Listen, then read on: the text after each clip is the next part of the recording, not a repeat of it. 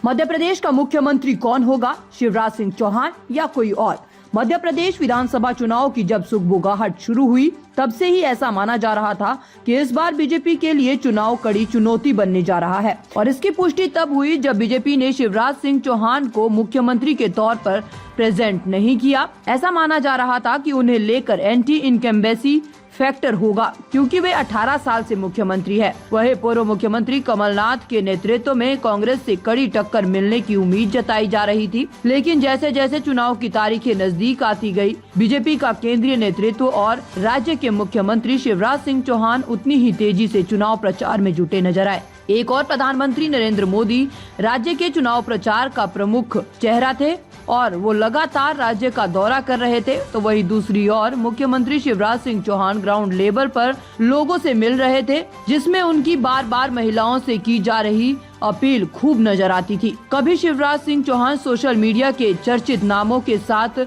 नजर आए तो कभी महिलाओं को अपनी सरकार की लाडली बहन योजना की याद दिलाते दिखे, तो कई बार महिलाओं के बीच ऐसे संकेत देते भी दिखे कि ये उनकी आखिरी पारी है। लेकिन 3 दिसंबर के परिणाम के बाद तस्वीर पूरी तरह से बदल गई। बीजेपी ने 230 में से 163 सीटें जीत ली, जो पूर्ण बहुमत से 47 ज्यादा है। तो वहीं इस जीत का श्रेय जहां बीजेपी के नेता प्रधानमंत्री नरेंद्र मोदी को दे रहे हैं, तो वहीं विश्लेषक इसका बड़ा श्रेय बीजेपी के चुनावी गणित और कुछ श्रेय शिवराज की मेहनत को दे रहे हैं। इस बीच सवाल अब भी बरकरार है कि मध्य प्रदेश का मुख्यमंत्री कौन होगा। बीजेपी के इतिहास में सबसे लंबे समय तक मध्य प्रदेश के मुख्यमंत्री रहे शिवराज सिंह चौहान इस पद पर बरकरार रहेंगे या कोई नया शख्स इस पद को संभालेगा। बीजेपी ने मध्य प्रदेश के विधानसभा चुनाव में 3 केंद्रीय मंत्रियों समेत 7 सांसदों को टिकट दिया था, जिसकी खासी चर्चा रही।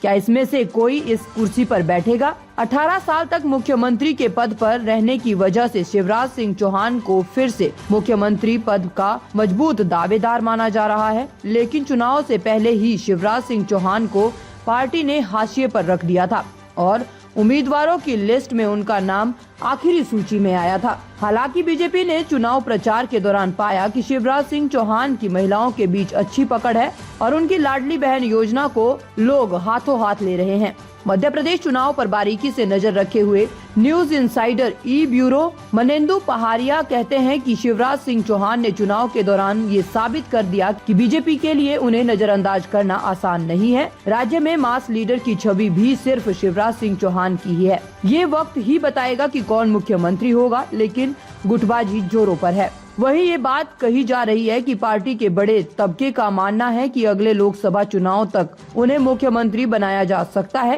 क्योंकि अब चुनाव में 6 महीने से भी कम का समय बचा है। मध्य प्रदेश के मुख्यमंत्री पद की रेस में शिवराज के साथ प्रहलाद सिंह पटेल, ज्योतिरादित्य सिंधिया और कैलाश विजयवर्गीय को बताया जा रहा है। ताज़ा खबरों से जुड़े रहने के लिए हमारे चैनल को सब्सक्राइब करें और बेल आइकन को दबाना ना भूलें, ताकि हर खबर की नोटिफिकेशन आपको मिलती रहे।